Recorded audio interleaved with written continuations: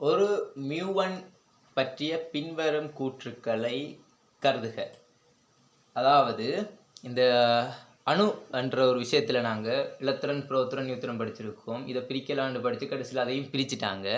அப்படி இருக்கிற இந்த பிரித்ததில் பேசிக்காக 2 பேர் இருக்காங்க. யாருன்னு கேட்டிங்கன்னா பர்மியன், அடுத்தது போசன், அடுத்த எலக்ட்ரான். 3 டைப்பான ஆட்கள் இருக்காங்க. சரியா?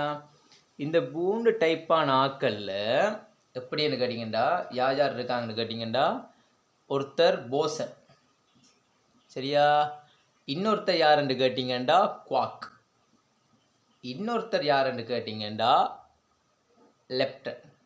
அதாவது இதை பற்றி முதல்ல தெரிஞ்சு கொண்டாதான் கேள்விப்பட்டு எழுதலாம். சரியா? போசன், குவாக், லெப்டான். இந்த குவாக்கையும் லெப்டானையும் நாங்கள் சேர்த்து தான் யாரென்று சொல்கிறோம்டா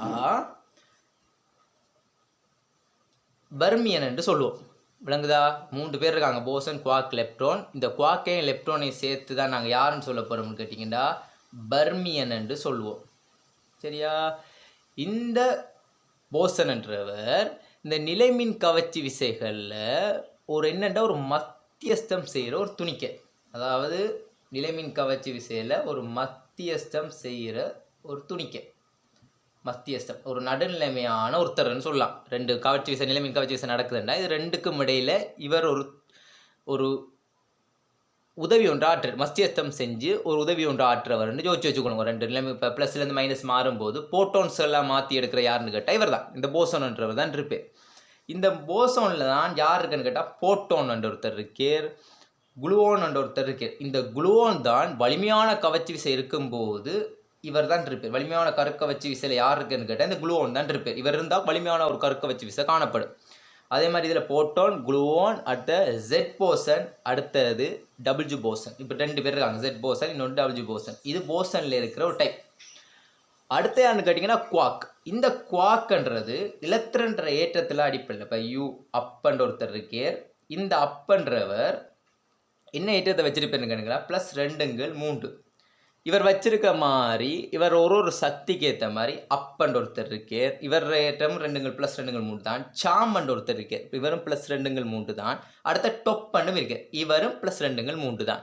அப்போ குவாக்கன்ற ஒருத்தர் இருக்கார், அப்பு இருக்கார், சாம் இருக்கார், டொப் இருக்கார், இவர் ஏற்றம் +2 தான். இதே மாதிரி -1 ஒருத்தர் இருக்கு, இவருக்கு பேர் டவுன். இவரை மாதிரி ஸ்டேஞ்சும் வச்சிருப்பேர், அதே மாதிரி பொட்டமும் வச்சிருப்பேர். அப்போ இப்படி 6 டைப் இருக்குது. +2 இவங்க ஏற்றம் எல்லாமே +2 தான். அப், சாம், டொப் தான். ஆனால் என்ன சக்தி அவங்களோட இடையில ஒரு சக்தி வித்தியாசம் இருக்குது. அதே மாதிரி -1 என்னென்னு கேட்டிங்கன்னா டவுன். இவரை மாதிரி ஸ்டேஞ்சும் பொட்டமும் வச்சிருப்பேர். அதே மாதிரி லெப்ட்ரானில் இருக்க 3 பேர் இருக்கு. யாருன்னு கேட்டிங்கன்னா எலக்ட்ரான், அடுத்தது மியூன், இன்னொருத்தர் யாருன்னு கேட்டிங்கன்னா டேன். இந்த எலக்ட்ரானோட நியூட்ரினோ சேர்ந்தா எலக்ட்ரினோ நியூட்ரினோன்ற பேர். அதே மாதிரி இந்த மியூனோட நியூட்ரினோ சேர்ந்தா நியோன் மியூட்ரினோவாக இருப்பேர். இந்த டேனோட நியூட்ரினோ சேர்ந்தா டேன் நியூட்ரினோவாக இருப்பேர். அப்போ இவங்களோட ஏற்றம் என்னென்னு கேட்டிங்கன்னா எல்லார் ரேட்டும் -1 தான். இவர் ரேட்டம் -1, இவர் ரேட்டம் -1, இவர் ரேட்டம் -1 தான். அப்போ இவங்க நியூட்ரினோட சேரும்போது ஒரு டைப்பில் இருப்பாங்க. அப்போ பேசிக்காக 3 பேர் இருக்காங்க, போசன், குவாக், லெப்டான். இந்த குவாக் அண்ட் லெப்டான் சேர்ந்து பாமியனாக இருக்கும். இந்த போசனில் என்ன இவர் நிலைமினேற்றங்களை மத்தியஸ்தம் செய்கிறவராக இருப்பார்.